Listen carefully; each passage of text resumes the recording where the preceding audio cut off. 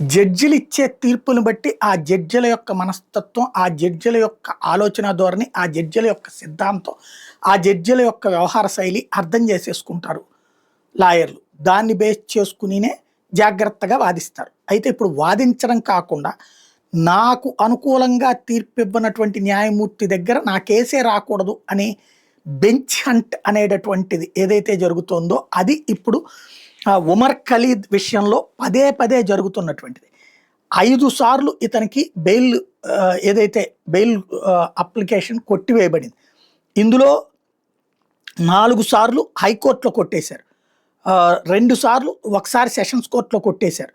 మొత్తం 5 సార్లు జరిగింది. అయితే సుప్రీంకోర్టులో 6వసారి పిటిషన్ వేసినటువంటిది కపిల్ సిబల్ వేసుకొచ్చి ఆ తర్వాత దాన్ని మళ్ళీ విత్డ్రా చేసేసుకున్నాడు. ఎందుకని?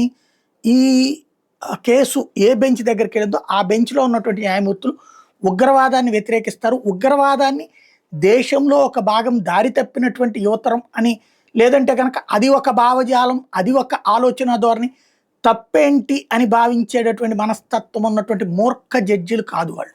వాళ్ళు బాధ్యతాయుతంగా దేశాన్ని జాతీయ భావంతో చూసేటటువంటి న్యాయమూర్తులు ఉంటే ఆ బెంచ్లో వద్దని విత్డ్రా చేసేసుకుంటున్నాడు.